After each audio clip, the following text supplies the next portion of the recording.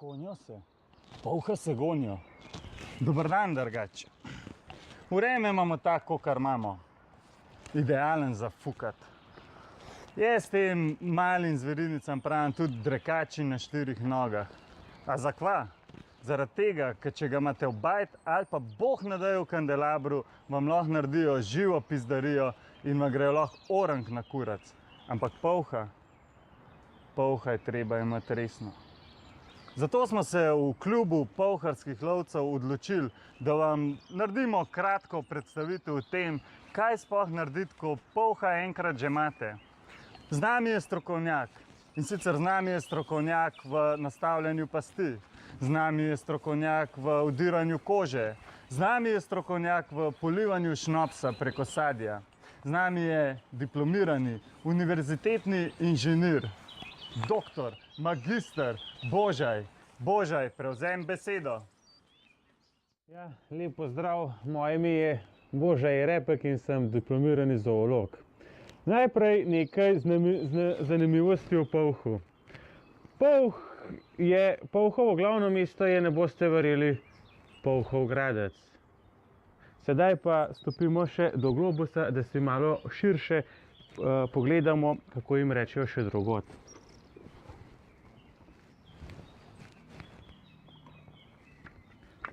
Najbolje, da začnemo kar doma.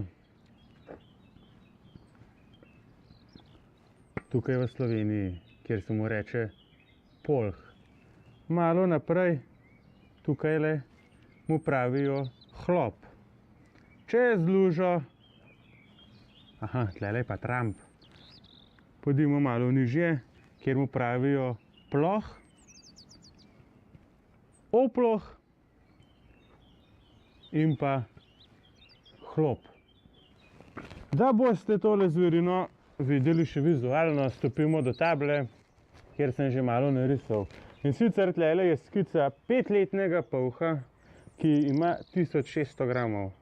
Še za eno zanimivost, po latinsko se mu reče glis. Ker riba smrdi pri glavi, bomo tudi mi začeli pri glavi. Tukajle. Ima 2 para oka, se pravi 2 uča, kjer se uporablja za dekoracijo na krožniku. 2 uhla, kjer jih faširamo in imamo za odlično faširano meso. Pazite se pa zob, ima zelo ostre. Da nadaljujemo na trupu, in sicer polhov hrbtiše. Odličen za polhovo juho. Kost v juhco skuhamo odlično. Malo nižje 12 parov reber za nedeljsko kosilo. Rebra, testen krompir, zelena solata.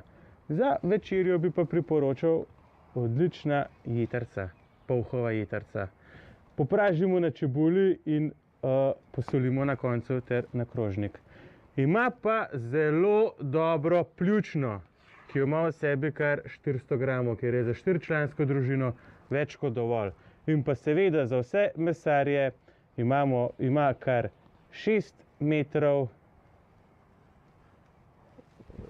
tega lekva že je črevesja, ker se uporablja za suhomesnate izdelke, salame, klobaso in podobno. Kot vidite, ima zelo košat rep, ker ga uporabljamo lahko za obesek za ključe, obesek za telefon, za torbice ali pa kar za srečo. Kar je pa najbolj pomembno, je pa tale del tukaj. In to so polhovi batki. Pem, ti sem lačen. Spečemo batke, vzameš v roko, do kosti oglodaš. Ampak o temu bi pa rad predal besedo nekom, ki se res zastopi z štedilnikom in širše. Izvoli.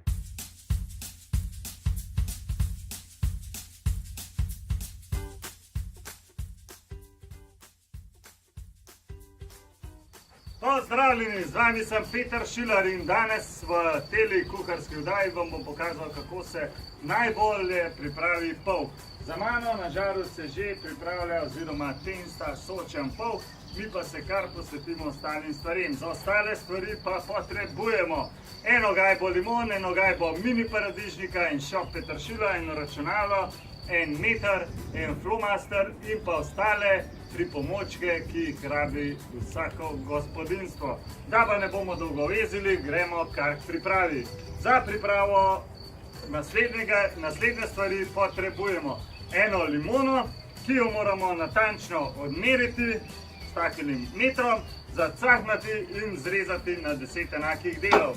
Ker je nadaljna priprava limone zelo kompleksna, sem to storil že prej. Tako, tukaj pred nami se smejejo limone, vzamemo 1 kilogram soli in to posolimo. Vse skupaj dobro prepenstamo, da se iz limone izloči sok in se sol in limonin sok med sabo zelo dobro vpijeta. Tako, to paco pustimo nekako 10 do 15 minut in se posvetimo drugim stvarem. Nadalje potrebujemo en mini paradižnik. Paradižnik vzamemo in ga prerežemo na 2 enaki polovici. Takole.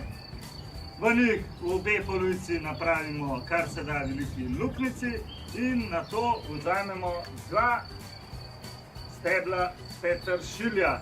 Peteršilj moramo na koncu, zaradi tega, ker je rev in lahko povzroča razne bolezni, od ebole in vse ostalo, ga odrežemo, zato ker sem pač lahko prej rekel. Odrežemo tako in iz tega naredimo dekoracijo. Evo, dekoracija je gotova, na to pa pogledamo, kaj je s polhom. Polh za nami je že pripravljen, tako da bom pogledal, kaj se nam je izcmarilo. Poglejte, polh na žaru je že pripravljen, tako, potem nam zopet pride prav tele limone in sol, kot sem prej omenil, ki jih moramo enakomerno raztresti po polhu, zato da bo vpil tisto sočnost. Tako, za na konec pa dodamo še dekoracijo. Evo tako, in pa še majhna skrivnost, ki vam jo pa ne bo zaupal noben kuhar, kot pa le jaz, in sicer. Za to malo skrivnost potrebujemo skrivno sestavino in majhen skriven kozarec. Nalijemo tekočino.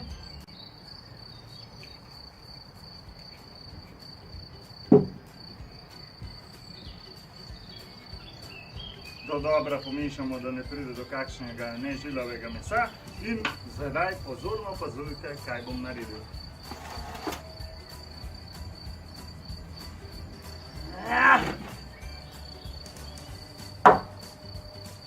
Pa dober tek!